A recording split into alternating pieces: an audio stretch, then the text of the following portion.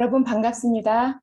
네, 지난 학기에 이어서 그림책 인문학으로 여러분 다시 만나서 정말 즐겁네요. 네, 지난 학기에는 그림책으로 여러 가지 영역을 만났는데 이번 학기는 어떻게 펼쳐질지 한번 생각해 볼게요. 배경화면이 좀 달라졌죠. 네, 제가 잘 쓰지 않는 건데 지금 국제 정세가 우크라이나, 러시아의 전쟁 중이라 아무래도 이 평화를 기원하는 마음으로 배경화면을 썼어요. 근데 혹시라도 피곤하거나 너무나 이렇게 유튜브 영상을 보기가 어렵다 하면은 언제든 말씀해 주세요. 바꿀 수 있습니다. 그러면 이번 학기에 우리는 수업을 어떻게 진행할 건지 말씀드릴게요. 지난 학기에는 인문학의 영역에 왜 이 시대에 인문학이 중요한가 등의 대주제를 먼저 이야기 나눴고, 인문학의 여러 가지 장르들, 영역들 이런 것도 살펴봤어요. 그리고 문학에 구현하는 플롯 20가지를 세세하게 알려드렸고, 그 플롯은 그림책에 구현하는 것과 동일합니다. 결국은 주제나 소재는 비슷한데 작가가 어떻게 풀어나가냐에 따라서 이야기가 달라지거든요. 그런데 그 플롯을 이해한다면 그림책의 주제인식도 훨씬 도움이 됩니다. 이번 학기에 처음 들어오신 분들이 제법 있어요. 무슨 얘기일까 하실 거예요. 네, 그 서구 두드림 유튜브 채널에 들어가면은 작년에 그림책 인문학 했던 개념들 업로드 돼 있어요.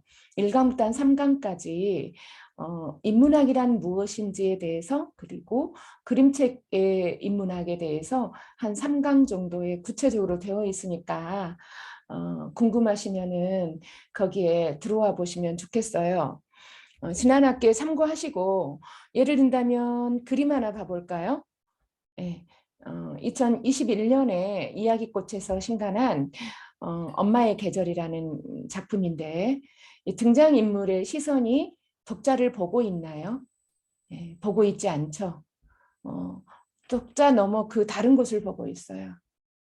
또 하나의 이 책에 나와 있는 대표적인 그림, 전혀 독자를 보지 않고 업무를, 자기의 그 새참을 소담하게 드시고 계시는 어머니. 독자들, 작가가 이걸 주로 이제 그 문학 그림책 문법으로는 방향선이라고 합니다. 이 방향선, 시선은 의도적으로 독자를 보기도 하고 인물끼리 마주 보기도 하고 인물을 따로 보기도 하고 이야기 전개 과정에 필요한 만큼 시선을 쓰기도 해요. 이런 방향선을 읽지 못한다면은 그냥 밑에 보고 있네. 그냥 저기 먼발치 보고 있네. 이 정도로 생각할 수도 있어요. 그런데 이 안에는 엄마의 이중 삼중의 그 마음들이 다 시선을 범으로 해서 처리하는 것보다는 독자가 생각하게 하는 게 훨씬 더 좋기 때문에 이렇게 했을 수도 있어요. 자식들한테는 괜찮아 괜찮아 하지만 본인은 땀 흘리고 밭에 가서 일하고 소짬을 드시고 오매불망 애들을 생각하지만 생각하지 않은 척하는 엄마들의 마음, 자식이 힘들까 봐 그런 것들을 시선에 담기보다는 독자가 생각하게 하는 거죠. 이렇게 그 방향선을 읽는 정도도 그림책의 문법의 일부분인데요. 이런 그림책의 문법을 모른다면은 그림책을 어린이들이 보는 책이네라고 정도로만 알 수 있어요. 하지만 그림책을 이렇게 다양한 문법을 읽어내면 개인 서사를 읽는 것만큼의 감동을 불러일으킵니다. 이런 감동을 인문학의 요소에 연결해서 생각해 보는 것이 바로 그림책 인문학이죠. 그러면 그림책을 본격적으로 감상하고 읽어내려면 그림책의 전문적 공부가 필요하기도 해요. 그런데 우리는 이제 지난 학기 어느 정도 조금 살짝 했고요. 그다음에 인문학적 요소들을 더 많이 사유하고 싶어서 이번에는 그림책을 구체적으로 막 문법이나 이런 것들을 얘기하지는 않습니다. 대신에 인문학적 요소들을 조금 더 많이 접근하고자 합니다. 어, 그림책을 그럼 풍부하게 읽으려면 어떻게 해야 될까? 또 하나 경험해 볼까요? 이거는 2030년대, 1930년대에 만들어진 벌써 한 90년 된 작품인데 그림책의 교과서라고 할 수 있어요. 저 멀리 카메라가 헬기를 타고 높은 상공에서 호수를 찍는 듯한 원경으로 그림을 그려냈네요.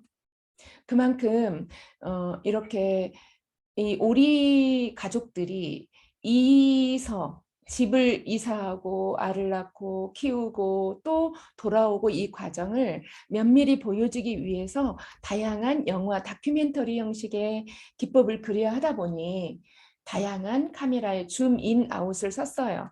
이것 같은 경우는 인이죠. 완전히 초근접거리로 사진을 찍는 듯하게 그림을 그리는 이런 영화 기법까지도 있는 그림책. 이것만 있겠어요. 생략 기법, 아이러니 기법, 여러 가지 그림책의 요소들이 있습니다. 좀 더 인문학적으로 더 많이 접근하고 싶고 그림책을 더 깊이 보고 싶으신 분은 그림책의 교육의 전문 과정을 따로 공부하시는 걸 권유합니다.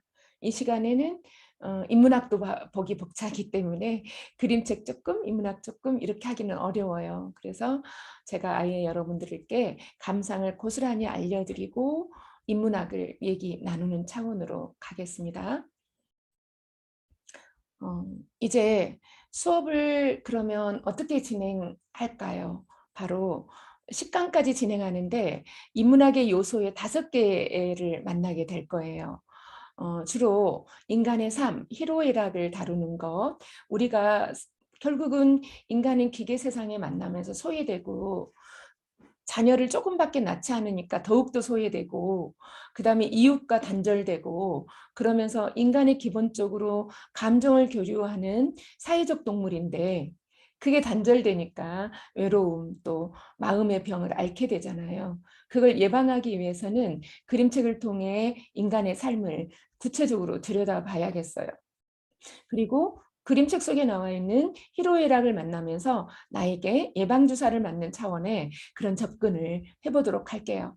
두 번째는 우리들도 성장기에 멋모르고 환경에 의해 조건에 의해 성장했고 대학도 가고 또는 일을 찾게 되고 그러면서 여기까지 왔어요. 운 좋게 자기의 적성에 맞으면 정말 축복인 거고요. 어, 또는 자기 적성에 맞지 않는 길을 가면서 늘 피곤하고 내 길이 따로 있는데 하는 돌아봄이 있습니다.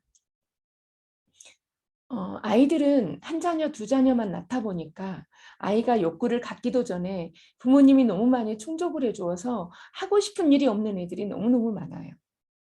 그런 차원에서 비전도 좀 만나보고 실패라는 것도 실패의 정체가 무엇인지도 만나볼 필요가 있죠. 그 다음에 우리가 삶의 질을 높이고 행복해지기 위해서는 나누어야 돼요. 옆의 일이 내 일이 아닌 게 아니에요. 언젠가는 옆에서 일어나는 불행을 나도 만날 수 있거든요. 그런데 지금 내가 만나지 않았기 때문에 내 일이 아니라고 생각하는 건 좀 그렇죠. 남을 돕는 일은 결국은 나를 돕는 일이에요. 내가 베풀어준 일을 또 타인은 나에게 다가와서 도와줄 것이고요. 그런 점에서 나눔의 미학은 나의 삶을 행복하게 하는 길이기도 합니다. 그리고 우리는 각자 타인들이 생각이 다른 사람들과 만나서 살아가기 때문에 갈등을 겪을 수밖에 없어요. 그 갈등을 잘 관리하면 더 좋은 관계가 되고요. 갈등을 잘못 처리하면 영영 이별하고 원수가 되는 거죠. 그래서 갈등 관리라는 것은 앞으로 살아가는 것의 절대적인 키워드예요. 인문학의 키워드이기도 하고요. 그다음에 우리는 천재지변뿐만 아니라 그저께 광주에서 고층 아파트가 무너졌잖아요. 우리는 자동차를 타고 다니고요. 늘 주변에 언제 무슨 일을 겪을지 모르는 위험을 안고 살아갑니다. 그리고 그만큼 죽음은 바로 우리 곁에 있어요. 근데 지금 당장 일어나지 않았다고 죽음을 저 멀리 두고 외면하고 남의 일처럼 살다가 나의 소중한 사람을 잃었을 때 얻는 고통, 내가 죽을 수 있는 고통 이런 것들을 준비되지 못하고 살아갑니다. 이제 웰다잉이라고 하는 거는 미리 준비하는 거죠. 미리 생각하는 거고요. 죽음을 멀리 두고 사는 분들 되게 많아요. 근데 저희 가족 중에도 한번 겪어봤기 때문에 저는 죽음은 언제든지 일어날 수 있는 일이고요. 제 생각 속에 있는 해결되지 못하는 일 중에 하나예요. 해결할 수 없는 일이죠. 그러나 완충을 할 수 있어요. 완충을 하기 위해서 죽음을 좀 더 가까이 만나보는 것도 좋겠어요. 그래서 이렇게 10강을 5개의 챕터로 진행할 계획입니다. 그러면 오늘의 주인공 1강이죠. 이 1강은 무엇일까요? 그림책 속 인간의 삶. 그 책이 바로 호랭이 꽃방귀입니다. 네. 이 책은 보세요. 그림이 예사롭지 않아요. 우리가 상식으로 알고 있는 호랑이와는 분위기가 너무 다르네요. 아이들과 어롱어롱 놀고 있고 호랑이의 색깔도 핑크핑크합니다. 네, 밑에 꽃들이 널려져 있고요. 왼쪽 뒷표지는 또 화려한 붉은 계열의 색이에요. 호기심을 잔뜩 유발하는 이 책, 제목에는 빨간 꽃색이 그려져 있어요. 붉은색이. 네, 이렇게 다분히 그림책에 들어있는 그림들 색채만으로도 우리를 빨려들게 만듭니다. 이게 그림책이에요. 저는 평소 그림책을 이야기할 때 작가를 앞으로 내놓은 편이 아니에요. 주로 책을 심취하고 싶어서 독자의 입장으로 더 많이 만나고 싶어서요.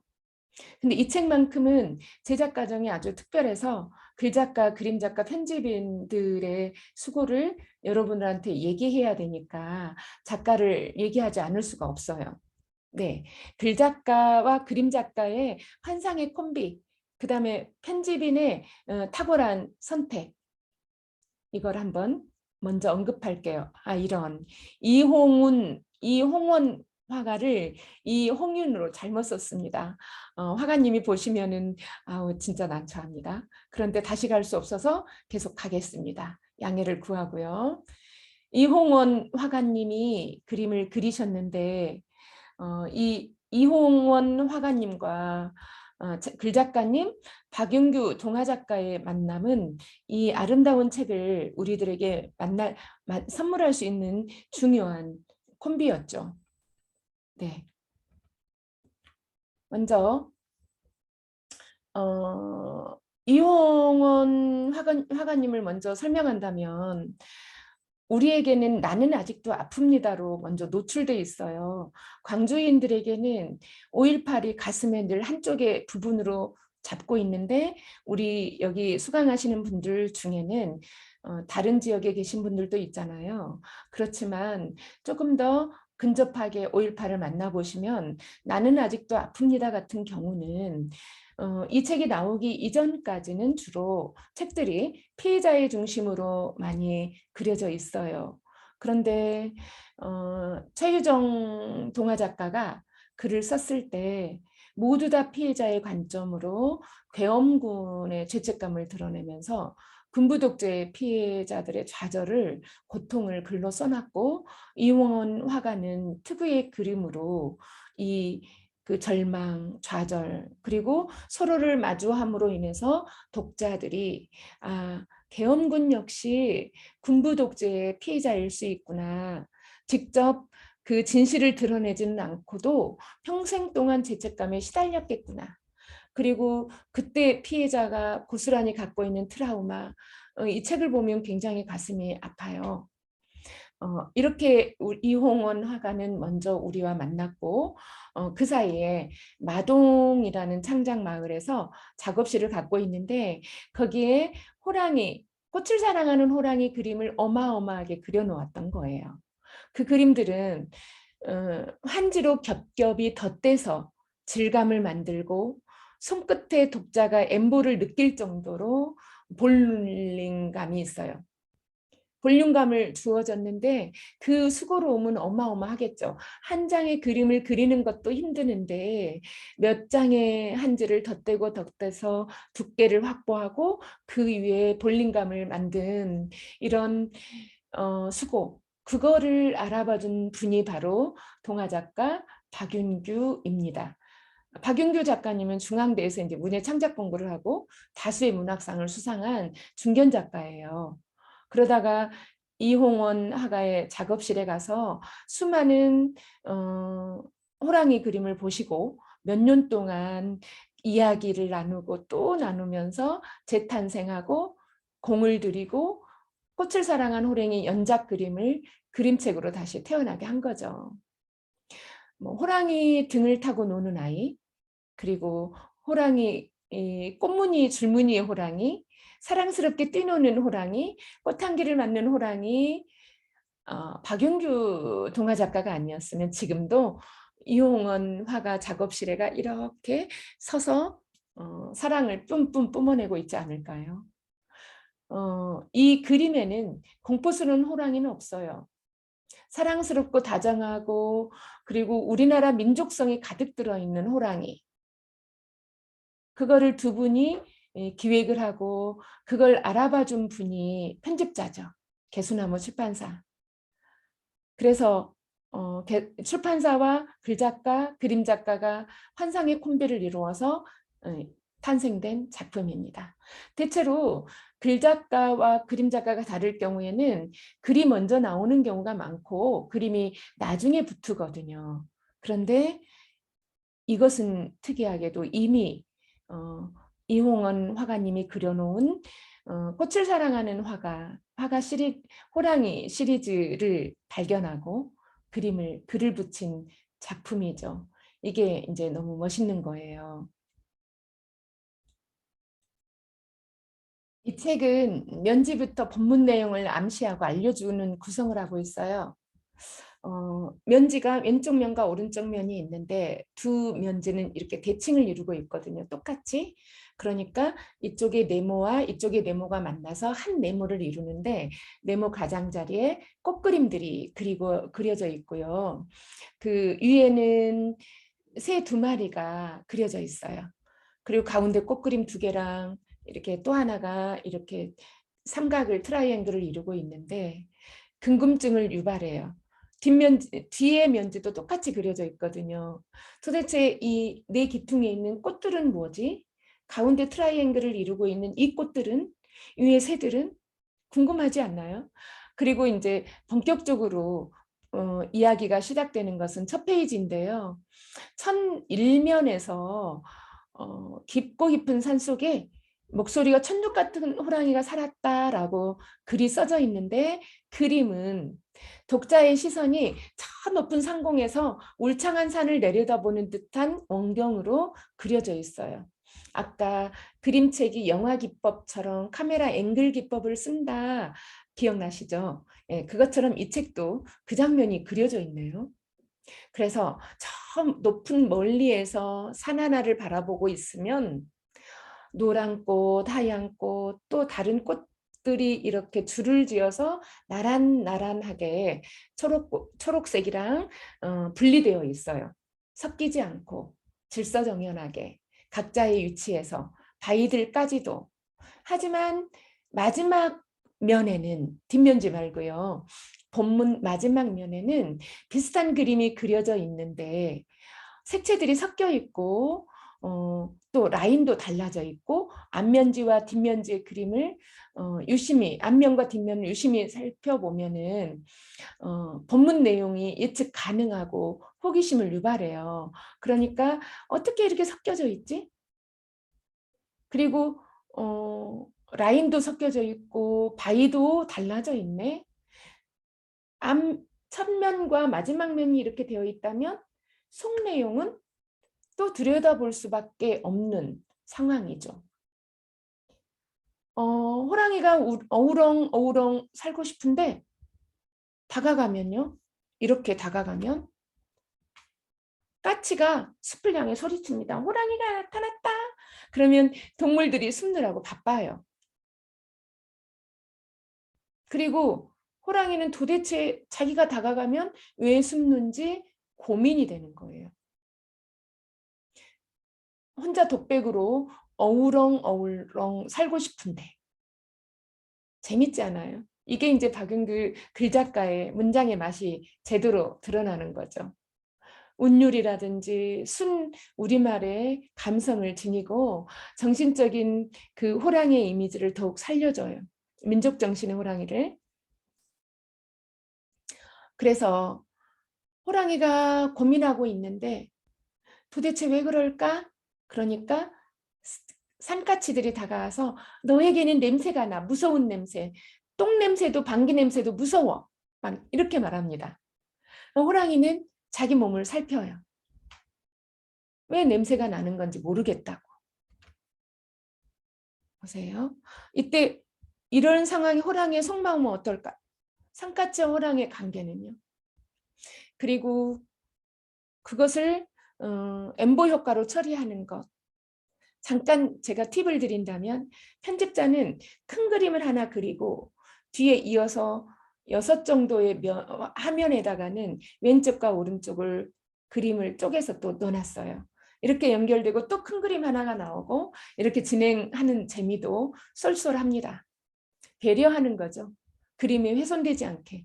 글씨까지도 호랑이의 줄무늬 사이사이 집어넣기도 해요. 그림을 조금이라도 덜 이제 망치고 글자가 방해하지 않도록 하려고요. 저는 이 대목에서 우리가 놓치지 않는 부분들은 바로 여기에요. 산까치들이 너에게는 냄새가 나 라고 말했을 때 호랑이가 고민이 시작됩니다. 산까치의 역할은 어떤 역할일까요? 네. 그리고 그 고민을 하는 호랑이의 마음은 어떠할까요? 이게 인문학적 관점으로 찾아가 볼게요. 호랑이는 자신을 둘러싼 주변 환경과 자기 자신과의 관계에서 어떤 선택을 할까? 바로 나의 문제를 해결하고 합니다. 대부분의 사람들은 주변과 단절되었을 때 남 탓을 먼저 할 수밖에 없어요. 사람이니까. 그런데 정말 남 탓을 하면 우리가 왜 공을 작게 때리면 작게 뛰고 크게 때리면 크게 솟구치잖아요. 그런 것처럼 남에게 내가 원망을 작게 하면 남도 작게 돌아오고 크게 원망을 하면 남의 원망도 크게 돌아오는 게 인간관계예요. 근데 여기 호랑이는요. 남을 원망하기 이전에 자기를 돌아봅니다. 나에게 무슨 냄새가 나지? 도대체 모르겠어. 그게 우리가 인문학적 관점으로 살펴보고 싶은 거예요. 그래서 사람들은 이 점이 제가 어떤 점이 돋보이냐면 문제 해결의 성향을 살펴볼 수가 있어요. 사람들은 자신의 단점을 잘 모르죠. 안다 해도 잘 고쳐지지 않고요. 그런데 숲이나 호랑이나 꽃을 드러내면서 글 작가는 완전히 호랑이를 높은 수준의 인격으로 그려놓습니다. 대부분 자기가 문제 해결을 할 때 적극적인 사람이 있고 소극적인 사람이 있고 은둔형의 사람이 있잖아요. 하다 보면 꽉 막혀버리면 이제 폐쇄적으로 돌아가고 반사회적 성향을 갖게 되고요. 이번에 강릉 산불을 낸 사람도 반사회적 성향을 가진 사람이어서 그게 무서운 거예요. 소극적인 사람은 남들과의 문제에서 남이 해결해 주기를 기다리고요. 자기가 다가가지 못해요. 그로 인해서 아픔을 더 가중시키기도 하고요. 적극적인 사람은 자기를 먼저 돌아보면서 어떻게든 관계에 다가가려고 노력을 하죠. 그런 점에서 호랑이가 이 점을 잘 보여줍니다.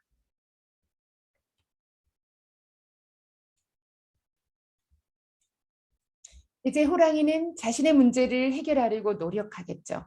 노력하면 결국은 답을 얻어요. 호랑이는 우연히 꽃향기를 맡게 돼요. 킁킁 하고. 좋은 냄새를 맡는 호랑이. 어떨까요? 호랑이의 노력과 변화. 이 책에서 숲 호랑이 꽃을 때로는 역동적으로 때로는 아름답게 순하게 그리고 그 그림이 있다면 글에는 의인화된 호랑이, 인격을 부여한 호랑이, 인간의 특성을 잘 살린 호랑이, 그래서 고민하는 호랑이는 문제를 적극적으로 해결해 보려고 노력하는 호랑이는 자신의 냄새의 정체는 모르지만 어디선가 나는 꽃향기를 맡아요. 이 점이 멋있지 않나요? 어느 한 사람이 변화할 때 단점을 억제시키는 방법이 있고 체벌과 장점을 강화해서 긍정적으로 발전시키는 방법이 있죠. 또는 후천적인 경험이나 환경에 의해서 얼마든지 변화가 가능한 칸트의 교육학적 이론이 있어요. 그거는 조금 이따 살펴보고요. 호랑이 역시 자신의 단점을 모르지만 다른 대상의 좋은 점을 따르고 싶어 하겠죠. 킁킁 냄새가 나니까 그 냄새의 정체를 맡아보려고 노력할 거예요. 자, 칸트의 교육학적 이론 한번 봐볼게요. 환경론. 칸트의 환경론에 따르면 교육이라는 후천적 경험, 환경에 의해서 개개인의 능력과 특성 등은 얼마든지 변화 가능하다. 호랑이가 꽃향기가 나는 환경을 만나지 못했다면 호랑이는 무서운 냄새를 해결하는 방법을 찾았을까?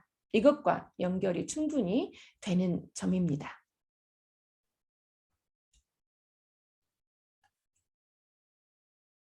호랭이는 자신에게도 좋은 냄새가 나도록 꽃밭에서 뒹굴어요. 산까치는 호랭이에게 여전히 무서운 냄새가 난다고 계속 말해줘요. 왜? 주변에 단점을 계속 말해주고 충고해주는 사람들이 있죠. 다행히 호랑이는 자존감이 강해서 그 충고를 잘 받아들이죠. 깊은 생각에 잠기고 하루 이틀 밤을 하얗게 샐 정도로 무서운 냄새에 대해 해결할 방법을 찾아요. 자기 변화를 위해 우리가 노력은 해봐야죠. 자신에게 젖어든 타성은 강산이 바뀌어도 변화하기 어려운 것이니까요. 냄새가 나지 않도록 더 많은 노력을 할 수밖에 없겠죠. 얼마나 호랑이가 대견한지 몰라요. 그런 다음 호랑이는 답을 찾는 거죠. 꽃향기를 찾아 떠나기로 해요. 스스로 길을 찾는 거예요. 호랭이는 산을 넘고 넘어서 빨간 애기 동백도 만나고 산소유 수양버들을 차례로 만나고 그 과정 중에 호랭이에게 향기들이 다 스며들어요. 그림에 보면 저는 생략할 거예요. 여러분들이 꼭 찾아서 보세요. 그림에 채색으로 호랭이의 몸 색깔이 변화하는 것을 선명하게 볼 수 있어요. 풍자적이고 해학적이고 사랑스러운 호랑이. 그림에 갖는 최고의 마법입니다. 어떻게 이렇게 변화할 수 있을까요? 그림만이 가능하죠. 마침내 호랭이는 향기 가득한 어떤 마을에 도착해요. 그림책을 그냥 넘기기 쉬운 것들이 바로 이 과정인데 잘 생각해 볼게요. 그냥 넘어가지만 그림에서 우리가 발견할 수 있는 요소들이 넘쳐나요. 어느 곳이나 분쟁도 없어요. 호랭이가 오는 곳은 갈등도 없고 서로가 잘 지내는 평화로운 곳이에요. 힘의 논리도 작용하지 않죠. 이런 곳을 호랭이가 지나치며 좋은 환경, 좋은 인간다움이 무엇인지를 저절로 습득했겠죠. 네. 그리고 만난 곳이 바로 꽃향기가 가득한 어떤 마을이라는 것이에요. 볼까요? 네, 이곳이죠. 까치니랑 함께 떠나갑니다. 이곳저곳. 고문 끝에 얻은 것, 아까 제가 말씀드린 글자의 위치, 호랑이와 산까치의 시선, 호랑이 몸의 색채의 변화, 한눈에 다 보이죠. 호랑이 몸의 색채는 어느새 여기저기 뒹굴고 뒹굴어 예뻐지고 있어요. 산까치도 이제 호랑이랑 따로 있지 않아요. 글자도 꼬리와 몸체 가운데 예쁘게 새겨져 있습니다. 이렇게 가서 만난 어느 마을. 그곳은 어떤 곳일까요? 그림부터 달라요. 아이들은 호랑이를 전혀 무서워하지 않아요. 어흥해도요. 무서운 냄새도 안 나고 무서운 방귀 냄새도 안 나고 꽃향기가 나요. 네. 그런 것은 무엇을 나타낼까요? 좀 전에 얘기한 것처럼 호랑이의 동선에는 단 한 곳도 전쟁도 갈등도 싸움도 없는 곳이었어요. 아이들은 호랑이를 보고도 도망가지 않고 등을 타고 돌아요. 호랑이는 이제 주변과 동일한 캐릭터가 돼버렸네요. 벌써. 보세요. 아까 까치랑 떠나왔던 그 중간 지점, 그리고 여기저기 거쳐서 왔던 곳에 호랑이의 색깔은 모든 자연의 색을 다 담았고 향기를 다 담아버린 거예요. 향기는 뭘까요? 네, 여러분이 짐작해 보세요. 이제 무서운 냄새도 나지 않고 몸의 색깔은 주변의 꽃색깔과 조화를 이루고 산까치는 여전히 호랭이와 함께하고 호랭이에겐 친구가 아주 많아졌어요. 아이들과 평화롭게 놀고 있는 곳.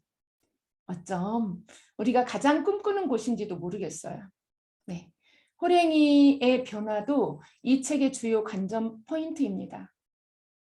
무엇보다도 호랭이가 변화할 수 있는 요소들이 오늘 우리의 인문학 주제인 인간의 삶의 키워드와 연관되는 거죠. 호랭이의 삶의 질은 자신이 원하든 원하지 않든 좋지 않았어요. 처음에. 고립되고 외롭고 척박하고 왕따당하고. 그런데 까치, 단 한 명의 조력자가 있어서 다행이죠. 바로 산까치. 호랑이가 자신을 변화하기 위해서 선택한 곳들은 늘 우리가 바라고 있던 것이에요. 우리가 존중받고 모두 다 평화로운 곳. 누구도 소외되지 않고 무시받지 않고 그런 곳. 이런 곳을 우리는 어떤 곳일지 호랑이의 시선으로 봐봐요. 아이들과 마주하고 있죠. 호랑이의 노력이 그 해답을 보여주고요. 누구도 원망하지 않고 주변의 변화를 원하는 것보다 자신이 먼저 변화하는 호랑이, 그리고 그 변화가 가능하도록 이끄는 조력자, 편견이 난무하지 않는 세상. 여기에 그런 것들이 다 드러납니다. 그래서 호랑이의 시선 방향성은 우리에게 많은 시사하는 바가 크고요. 햇님도 등장해서 그래, 너희들 참 잘하고 있어. 이렇게 살아가야지 라고 하는 칭찬과 격려, 위치도 아주 좋고요. 자, 이제 이렇게 우리가 살펴본 호랑이는 어떤 이야기들을 꾸며나갈까요?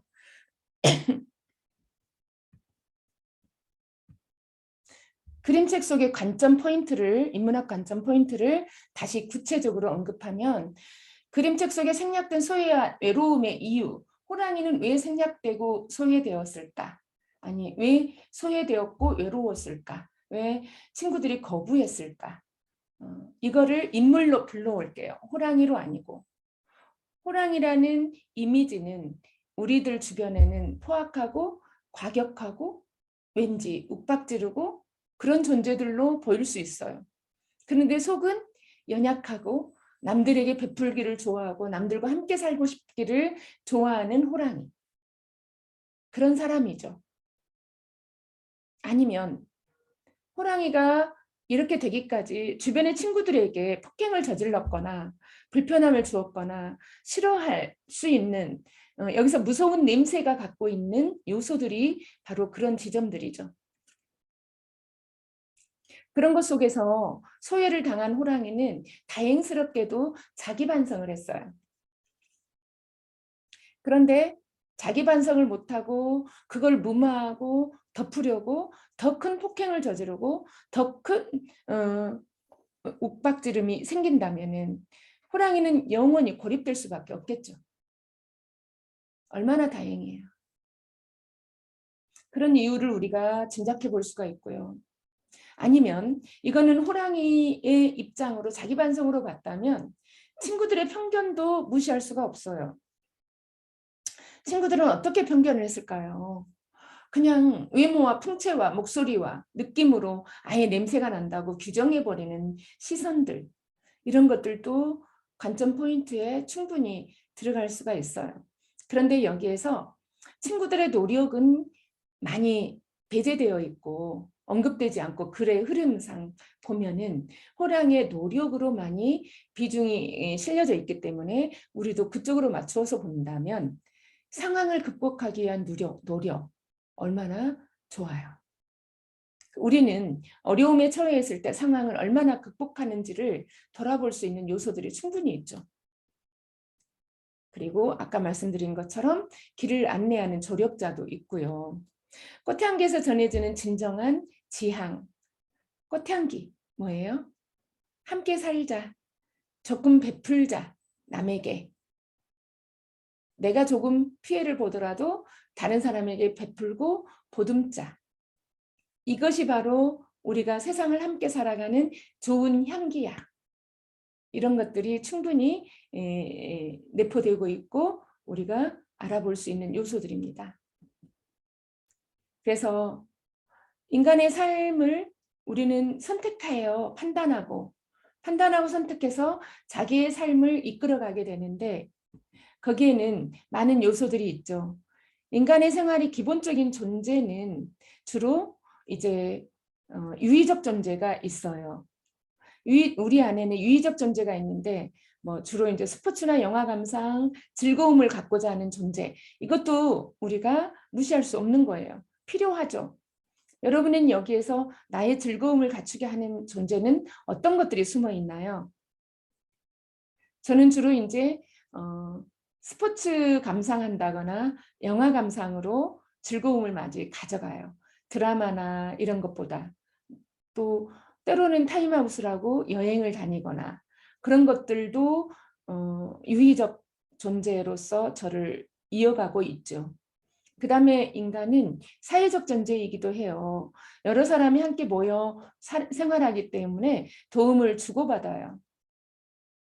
까치는 계속 옆에서 비난하는 것 같았지만 사실은 호랑이를 이끌어 주었죠. 호랑이 역시 친구들에게 자기 몸을 내어주어서 놀이터를 제공해 주고요. 도움을 주고받으면서 성장하고 그래서 비로소 사이를 유지할 수 있는 거예요. 사회적 존재. 여기 우리가 아까 호랑이가 거쳐왔던 다양한 꽃들, 그 꽃의 세계가 바로 뭘까요?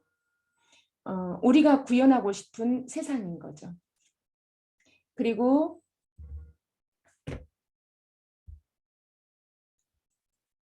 곧 끝나가는데 전화가 걸려와 버렸어요. 네. 그리고 우리는 문화적 존재입니다. 문화를 창조하고 언어나 문자 등 이런 상징 체계를 통해서 서로 이야기하고 소통하고 또 역사를 계승하기도 해요. 그러니까 문자나 언어, 그림들은 우리가 우리 시대를 만드는 중요한 문화적 창조고 제가 여러분들한테 이렇게 하는 것도 문화 창조의 이론이에요. 그리고 우리 어떻게 살자라고 제언해 보고요. 비록 우리가 온라인으로 만나고 있지만 우리가 여기서 감동하고 느끼고 공감했던 것들을 다른 사람들한테 전함으로 인해서 예쁜 꽃향기가 나는 사회를 만들 수 있는 거잖아요. 그렇기 때문에 좋은 일은 많이 나누는 게 좋겠어요. 그리고 우리는 또한 윤리적 존재이기도 합니다. 우리는 그 윤리를 자유의지에 따라서 선택하게 되어 있어요. 악을 선택할 건지 선을 선택할 건지.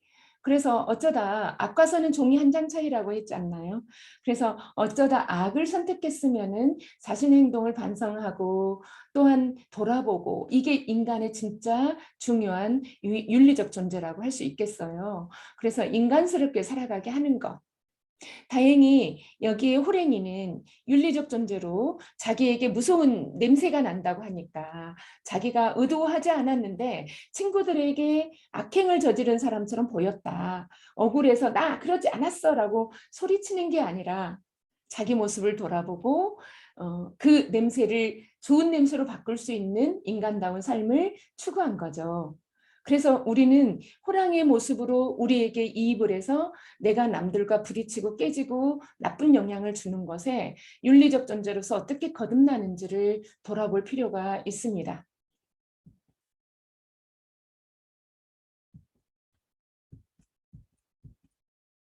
자, 이와 유사한 책을 한번 알려드릴게요.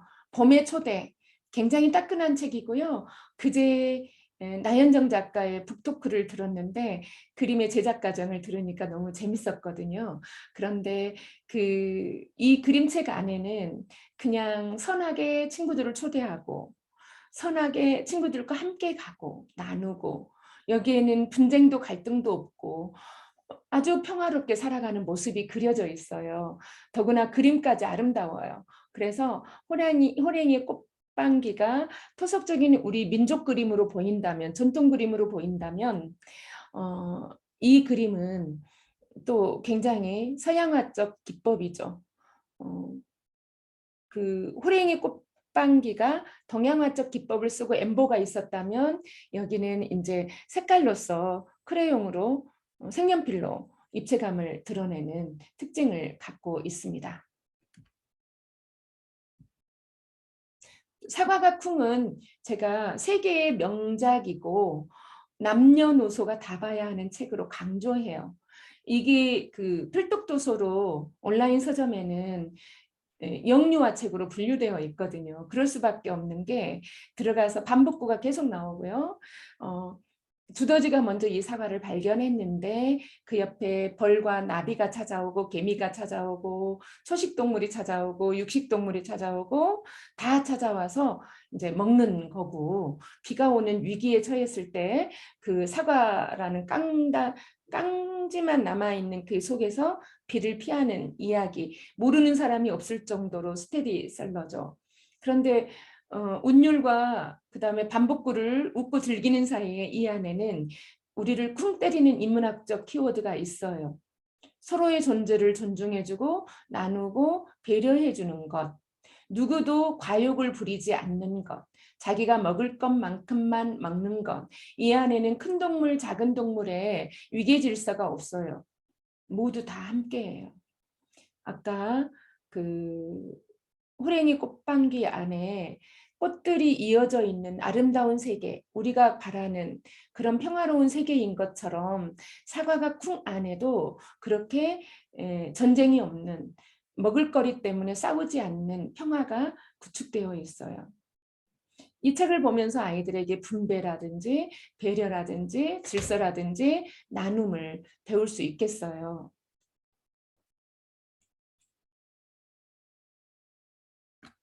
네. 이렇게 우리가 그림책을 잘 살펴봤고요. 이제 인문학으로는 정말 우리가 어떤 세상을 만들 것인가. 지금 현대사회는 자본이 지배하는 세계가 돼버린 바람에 너무나 어렵고 힘들어요. 그래서 빈익분 부익부 신자유주의는 가난한 사람에 대한 비정함 이런 게 많이 있는데 오래된 미래 라다크는 이제 모순된 주제이기는 하고 저번에 한번 언급하기는 해서 간단하게 넘어가겠습니다. 라다크에게는 우리에게 미래이고요. 우리에게 라다크는 과거입니다. 현 시간을 살아가고 있어도 그래서 자본이 들어왔을 때 그 사회가 어떻게 변화되고 있는지 행복하고 공동생산, 공동육아를 했던 라다크가 지금은 어떻게 변화되어 있는지에 대한 모습들을 순차적으로 그려져 있어요. 그래서 호랭이 꽃방귀에 나오는 그 아름답고 평화로운 세상과 그렇게 출발했던 라다크가 어떻게 변화되는지 볼 수 있죠. 제가 아까 호랭이 꽃방귀에서 잠깐 건너간 부분은 호랭이 관점으로도 볼 수 있고 주변 환경으로도 볼 수 있는데 호랭이가 헤쳐나가는 과정이 곧 평화로운 세상과의 만나는 곳이기 때문에 두 개를 연결해서 이야기를 나눴습니다. 이번에 또 다른 예시책으로는 저는 생명이 있는 것은 다 아름답다라는 책을 추천해 드립니다.